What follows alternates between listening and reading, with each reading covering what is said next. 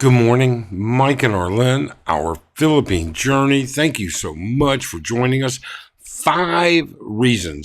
five reasons we decided to retire in Angeles City, Philippines. In addition to that, how two of them became critically important. And these may apply to you. So let's talk about it. All right, we're going to try and get through this as quickly as possible. 5 major reasons. Your reasons for retiring where you want to retire may very well be different. Your priorities may be different. But these were my priorities, my retirement. And Arlen understood that I had some parameters, all right? In order for me to move to the Philippines, I wanted certain things. And so these were the 5 reasons. Number 1, Angeles City, Clark Medical Center, healthcare. Is it a JCI accredited Joint Commission, International Accredited Hospital? No, but there are only 4 of those in the entire Philippines. My cardiac interventionist actually practices and is on staff at St. Luke's BGC, a JCI hospital. So, a lot of different reasons. Clark takes VA. It'll work with you with the VA. It'll work with you with TRICARE. A lot of different reasons. Good health care. It was important. It is literally 10 minutes from our front door. Number 2, an international airport. An airport, there's a reason that the Manila Airport, NAIA, N-A-I-A, Ninoy Aquino International Airport, is rated one of the worst or the worst airports in the world. I needed that flexibility on an international basis and on a domestic basis. Arlen and I fly quite a bit. Number 3, expat population. I wanted to be able to be around people of different interests that spoke and were coherent with the thought processes of the West. In other words, if I want to talk about sports, if I want to talk about politics, if I want to talk about finance, if I want to talk about just life in general, I needed people. I wanted people that would be able to do that. And while you can find large expat populations elsewhere, there are very few places that you're going to find as large of an expat community so concentrated in one small area. Now, some of you don't want to have expat friends at all. You don't want to associate, and that's fine too. But that was important to us. Number 4, the light rail transit system. The entire north-south Luzon rail system will be completed in about 2.5 years. We live a 5-minute drive to the main rail station here in Angeles City. It'll have an express service and it'll have standard service with stops all up and down. Great. And that, is a topic all by itself. But that is, and they're making tremendous progress on this. I mean, it is really moving fast. Finally, reasonable food services. Not great, but reasonable. All right? There's a lot of expat food. Now, my wife is an excellent cook, but we like to go out to dinner. And sometimes I want to go out and we want to have Western style food. We have Chili's, we have Fridays, we have Texas Roadhouse, we have Din Tai Fung is coming in. There's an Olive Garden coming. We have all kinds of things other than Asian food. Now, and there's plenty of great Thai restaurants here and Indian restaurants here. So, when we don't feel like cooking, that makes a big difference. And all of it, I can have delivered right to my condo. All right? Simple as that. Now, how did 2 things become extremely important? two things that became a crisis. And that's why I'm saying, you plan a little bit ahead. You plan. You look out for the things that are needed. Well, healthcare. So in the past year, I thought I had the flu. Then I thought I had pneumonia. Turned out I did have pneumonia, but at the same time, I was having a cardiac event. In other words, I got into the ER, and within 48 hours, I was having a cardiac cath, and they put in 2 stents.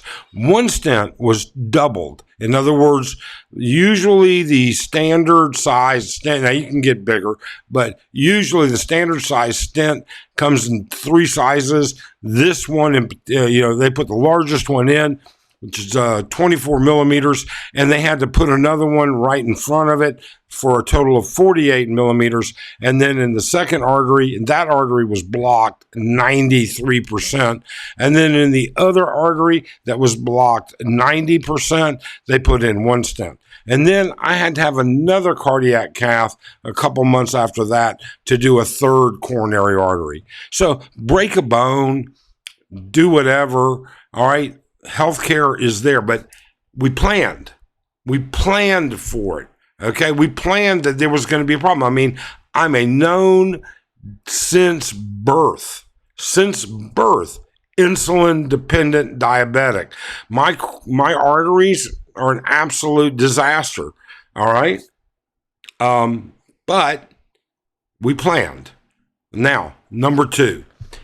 So we're leaving in a couple of days on a trip. And I'm not going to go into the particulars, but I'm going to put it to you like this.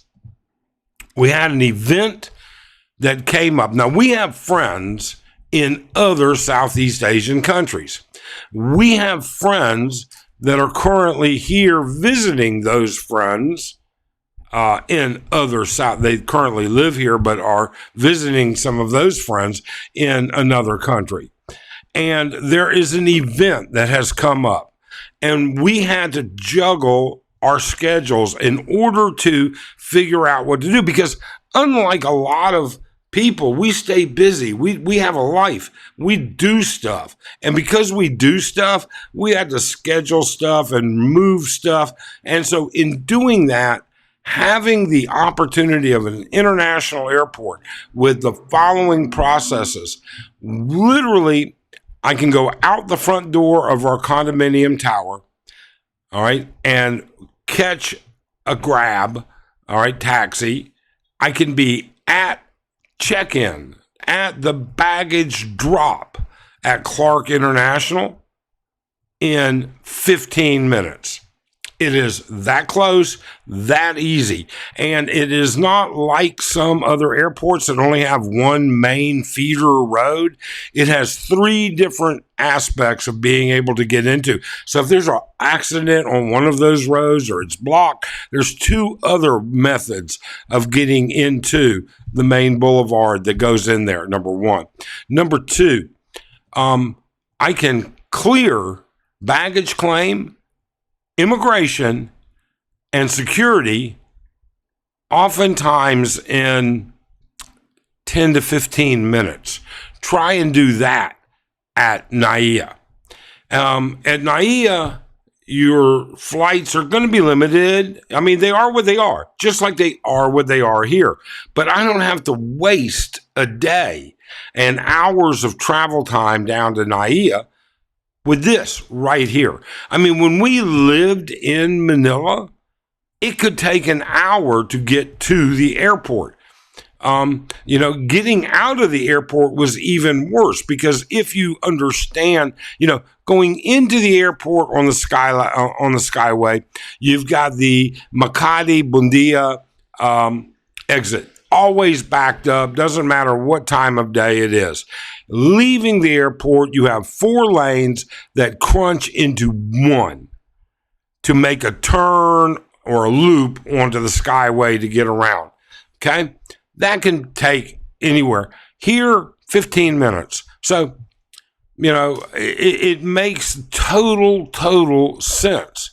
It is very good. Now, I'm not going to tell you where we're going. Not yet. You'll see when the videos start to come out. We are leaving. It was a last minute decision. We didn't know if we could get everything set up, move some appointments around, do some other stuff. We had to get travel passes, visa, whole 9 yards, get it all taken care of. But it's all done. All done. Because services here, they are what they are. And it's in the Philippines. If I lived in Dumaguete and I wanted to catch an international flight, that's an all-day event to get from Dumaguete into Cebu and to get from Cebu into the airport. Here, it's 15 minutes. And that's important. And it's important because if you're retired, don't you want your time to be as productive as possible? I mean, even though you say, oh, I'm retired, time doesn't matter to me. Sure it does. Sure it does. I don't care what you say. Time matters. If you waste time, you waste time. We don't want to waste time. We've got everything all set up. We're good to go. Last thing we need to do is pack tonight. So, giving you the 5 reasons. What are the 5 most important aspects of you moving to Southeast Asia? What location has to have certain mandatory things? All right. For us, those things were mandatory. We can always hop on a domestic flight right up here in Clark, be at Bohol, Boracay, Palawan in a couple hours. All right. We don't need to live on the beach. And quite frankly, I've lived on the beach before. And oftentimes, well, let's just say it's not my cup of tea. Let's just put it to you. It's fun at first, but after a while, it gets a little boring because it is what it is. All of that being said, what are the things that are important to you when you move? Are you willing? What are you? What things are mandatory in the location that you're going to move to? In the comments below. And I think guys should share this with each other because many of you will have similarities and say, oh, those are the things that I want. Mike, I don't need the things that you're talking about. Fine. Somebody else might. And so tell us what it is. All right. Share and let everybody else understand. Otherwise, we hope you have a great day. Thanks. Be safe. Please subscribe.